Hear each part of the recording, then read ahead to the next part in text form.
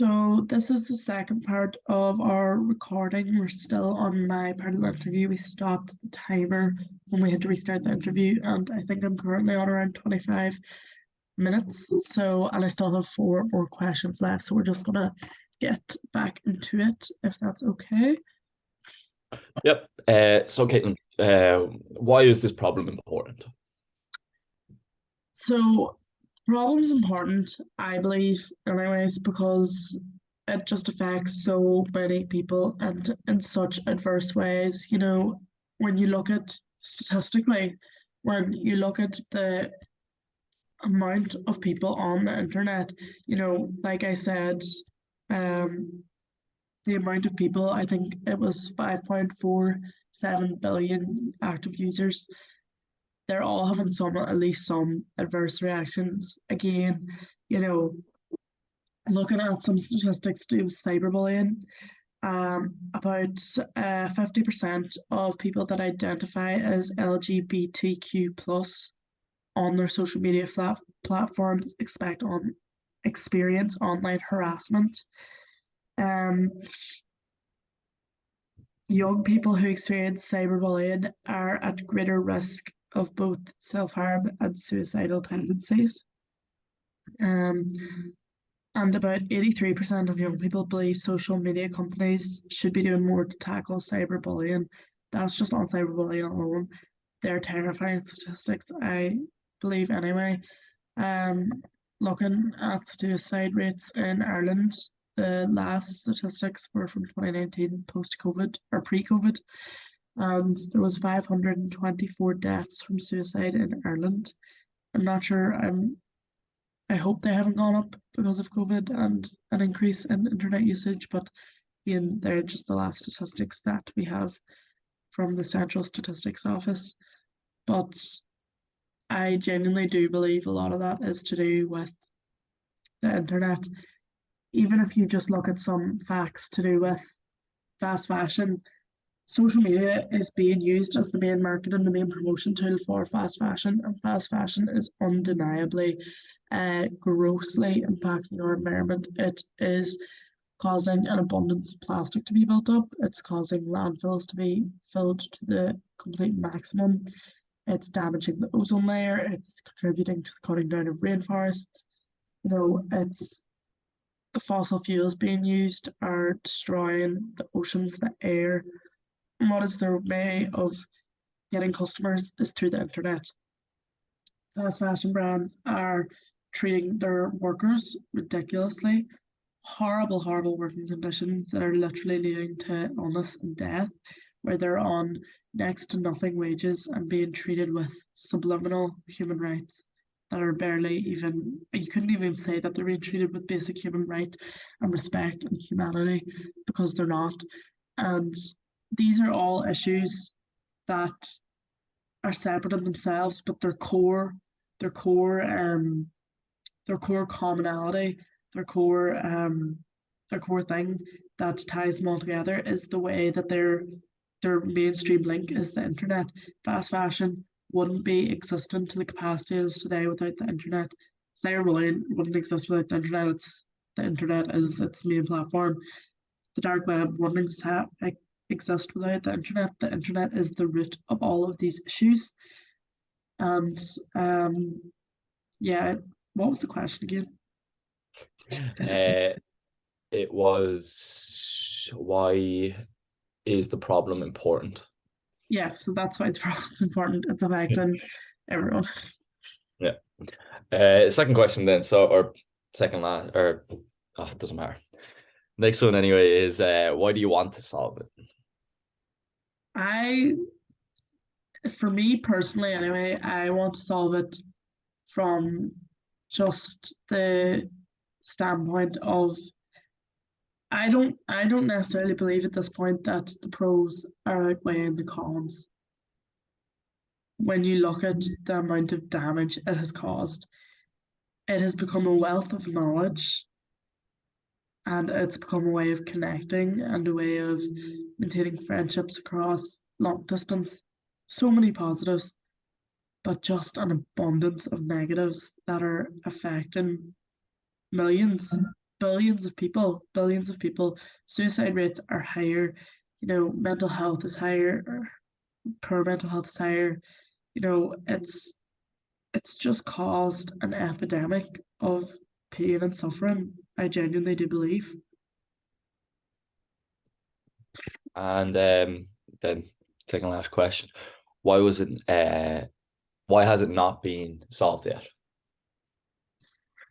Um, I think the reason it hasn't been solved yet is because of the pros. The pros are, again, extremely positive. Without it, we wouldn't have made as many advancements as what we have. It's made access and information, it's made access and education a lot easier. I suppose although there is a lot of misinformation being spread on it, there's a lot of true information being spread. It's been a platform for a lot of societal justice matters, but then you look at, I suppose, a more negative viewpoint where the likes of Elon Musk now owns Twitter, and the likes of, you know, people that mightn't have pure agendas are running it in some regards, being in charge of large social media platforms. They're making a living off of promoting their product on these platforms. And so it's never going to be abolished when corruption like that is allowed. So, yeah. That's why it's not yet solved. Final question then, Kate, of your whole interview. Why would your solution be important to your user? Why is this important to your user? Why would my solution? Yeah. What would it achieve? I think it would just achieve a lot more peace. When you look at the vast majority of, for example, if there was stricter rules and regulations about the promotion of fast fashion, you would hope to see that fast fashion would decline as an industry in a whole, and that would lead to, so many factory workers hopefully being able to get out of that horrible system, working those horrible jobs, having those horrible wages. If you look at, increase in protection for young people facing cyberbullying, that would vastly improve mental health amongst teenagers and students. When you look at just some terrifying statistics of of cyberbullying, girls are more likely than boys to be both victims and perpetrators of cyberbullying. 15% of teen girls have been the target of at least 4 different kinds of abusive online behaviours, compared to only 6% of boys. That's in America now, not Ireland. Like I said earlier, young people who experience cyberbullying are at greater risk of self-harm and suicide. Only 1 in 10 teen victims of cyberbullying will inform a parent or trusted adult of their abuse. It's gotten to the point where it's like, can we accept these statistics? Can we accept that people are being treated with such violence? Looking at the statistics to do with the dark web, the increase in users, even just the simple thing of hackers on the dark web, every 39 seconds on average, people are hacked 2,244 times every 39 seconds. 60% of information available on the dark web could potentially harm enterprises as a whole. Perhaps that's nearly towards my last question of why has it not been taken down yet. Maybe there's information that we don't know. Let me see, what do I have? Even just 30% of North Americans access the dark web regularly. There's nothing, there's just shocking statistics. There's nothing good coming from that. There's nothing good coming from cyberbullying. There's nothing good coming from fast fashion. You have to draw the line at some point. The vast majority of the world would be affected positively without the internet. And I think now that now that we've seen the internet and we've seen the positives of how it can be, I don't think we'd have any issue in recreating a similar system that just has less room for error in it. And so I think next to everyone would benefit positively. Good, good. Well, Caitlin, that is your questions finished. That is everything done now. Glad. Weight off your shoulders. Yes. Um, we'll pause it now and swap over then. We will do. Okay, so we just finished my part of the interview, so now we're going to be moving on to Matthew's part of the interview. And Matthew, your topic was on the healthcare system, I believe. Yeah, my Yeah, topic was on healthcare and specifically more on how family carers and home help are affected in positive and negative ways. perfect. So I'm going to start asking Matthew the questions, and we're going to be doing these in the same order. Are you still able to see me? I can't, yeah. You can. Hmm. Excellent, just because I had to pull these up on the screen and I can no longer see you. I'm So, here. so we're just going to get started again. So, Matthew, what do we know about your problem? My problem is that of the healthcare system in Ireland is very flawed, and a lot of people do tend to be left out and left to their own devices in the way of health, of providing health and providing their care. Specifically, I've started to tackle with family carers, and a family carer is someone who is providing care to a child or adult with additional needs, physical or intellectual disabilities, frail older people, those with palliative care needs, or those living with chronic illnesses, mental illnesses, or ill health or addiction. Yeah, Family carers, I guess, are kind of a backbone in the healthcare system as well. They're the people who are left to the sidelines to do their own work separately at home, and I guess they just need a lot more help and a lot more funding from both the government and from society in general. yeah, sounds good. So let me just see. What do we, or you, or suppose all of us, need to know about the issue that we maybe previously don't know? I guess the starting off that there's about 500,000 people in Ireland that are family carers. So that would be approximately one in every eight people. And estimations have been made that by the year 2030, it'll be rounded down to one in five adults will be a family carer.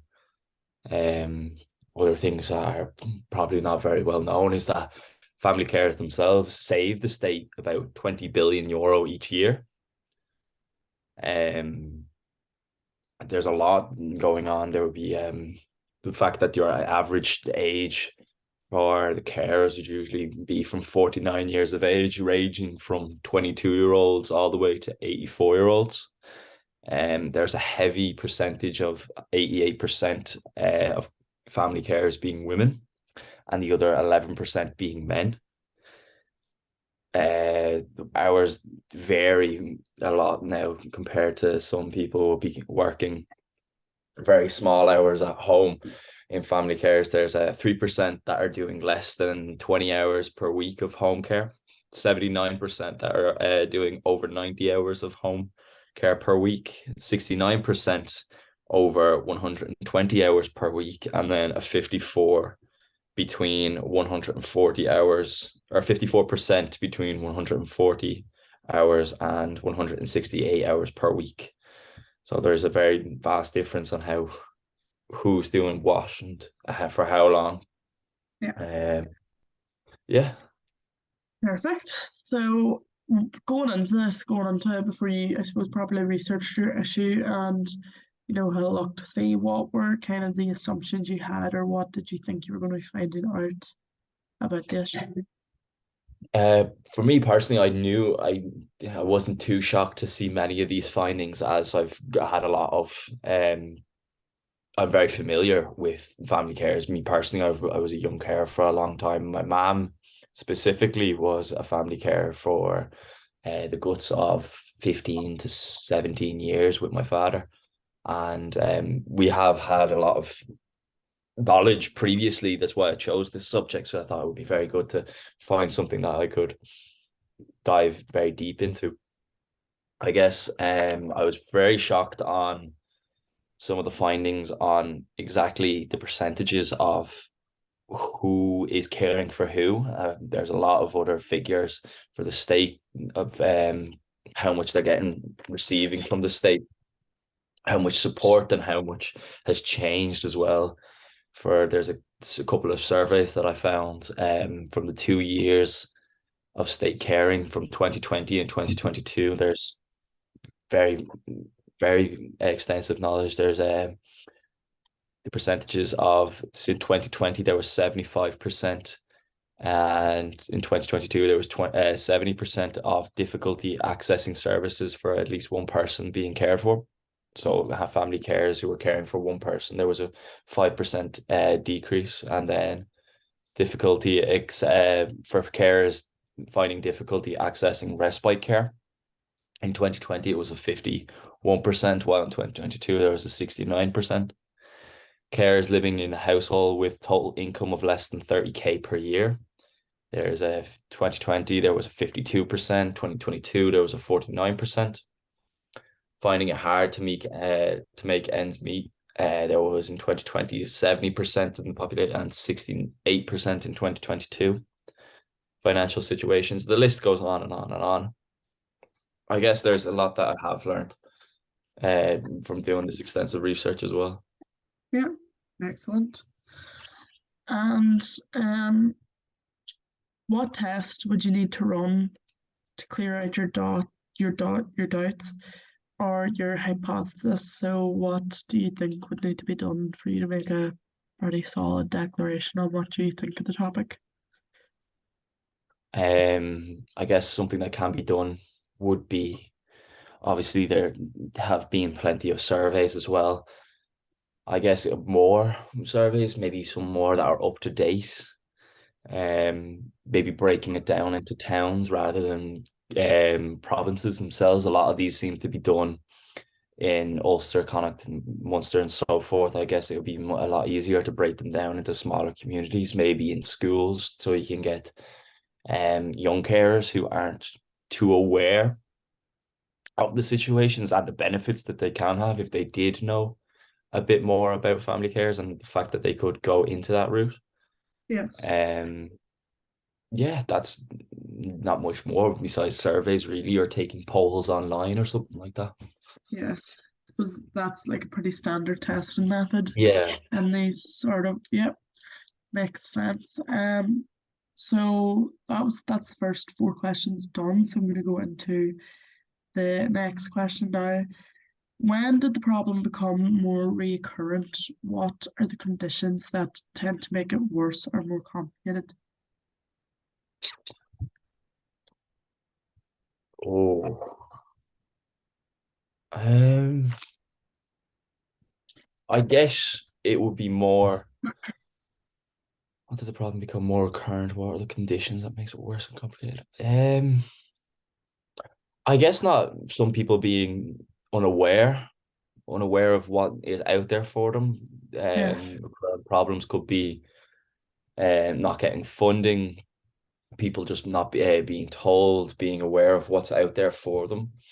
Yes. I know for home care help, there a lot is there's a lot wrong with how they're being trained and how um the actual hours themselves they're getting is very difficult. The job itself of going from house to house caring for people, since it varies so often, they kind of are given a standard understanding of what to do. Yes, when they get to the house, or they find that it's very difficult to kind of find a one size fits all type fixture for each person, because due to the fact that in many other illnesses it would be completely different dealing with an elderly person with dementia compared to a 4-year-old kid who has severe autism or something like that. There's a big difference.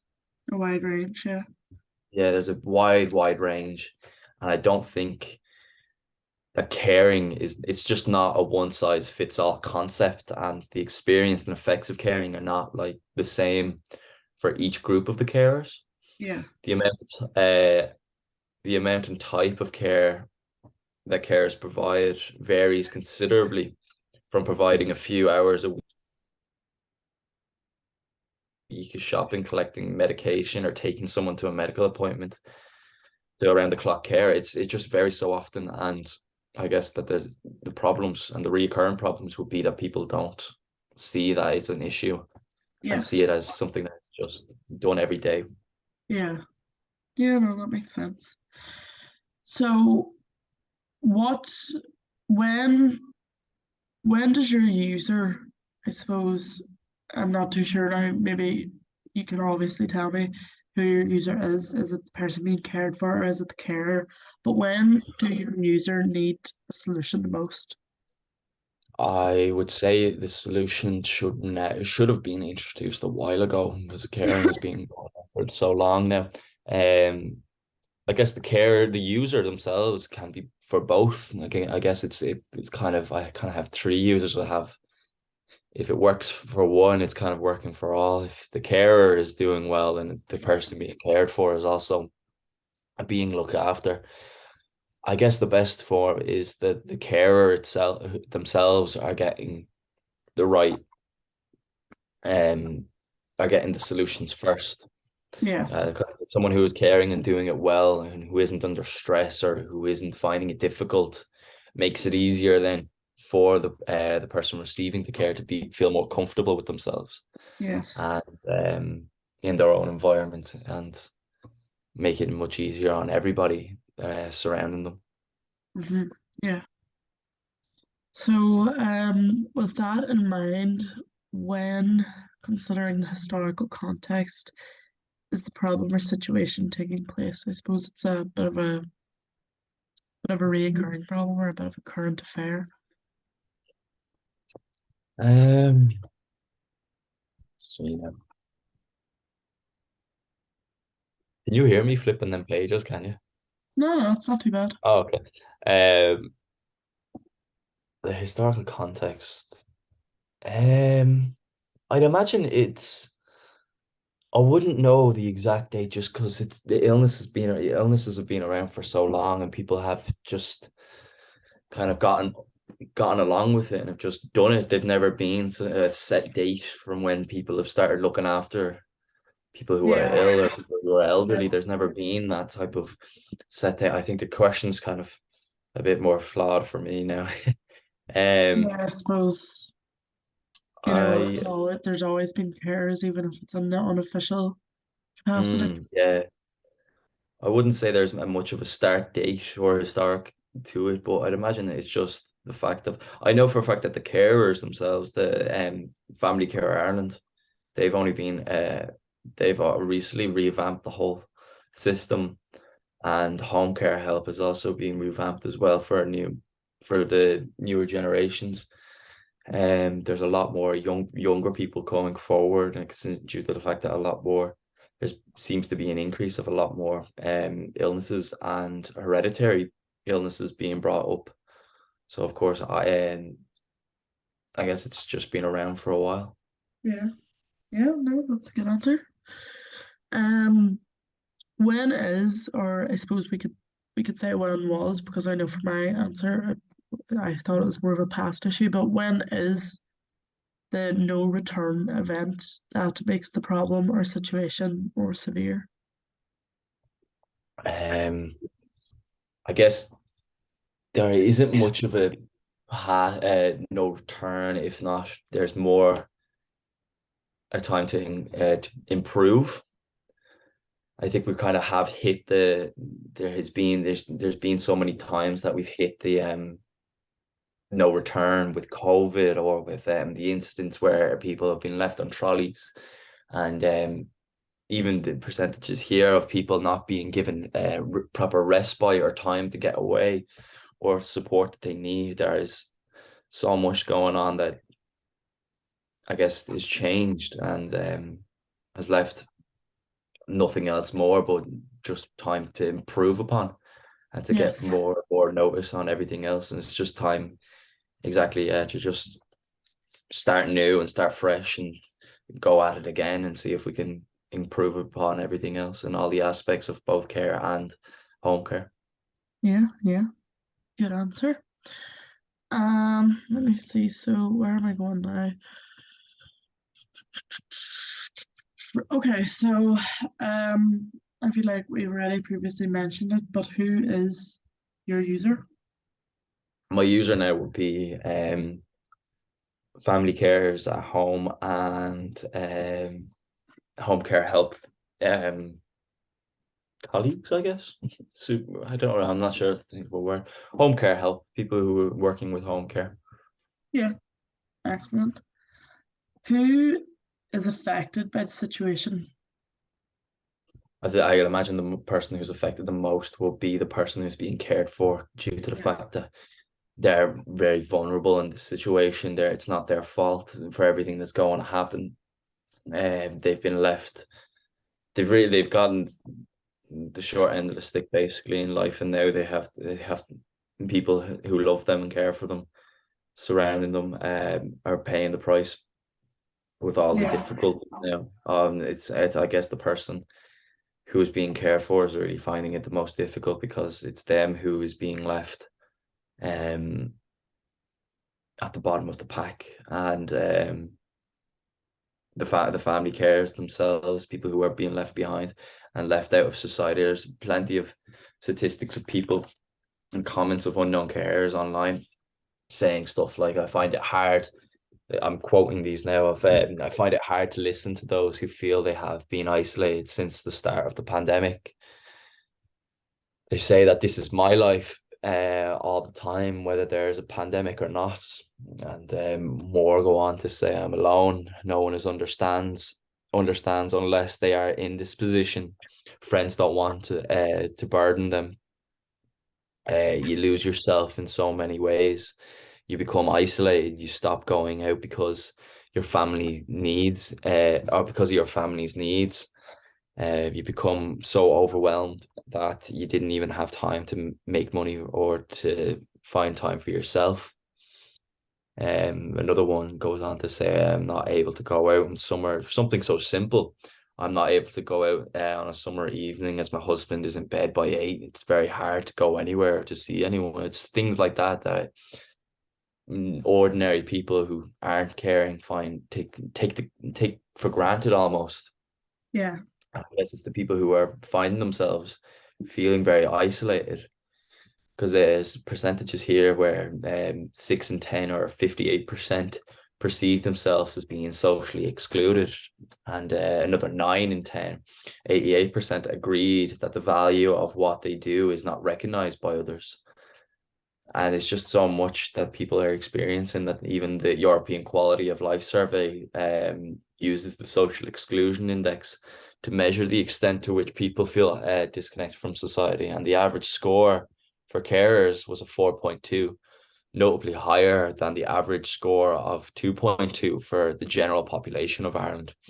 So there is a good 2% increase in loneliness and exclusion from society. The taken together agreement that the statement strongly suggests that carers do not feel integrated into Irish society, and with only 10% feeling socially included and the other 58% feeling socially excluded. It is the carers who felt socially excluded that have the poor health and the poor mental health states and outcomes compared to the other carers who felt socially included. So Okay. I guess yeah, that's really it then. Yeah.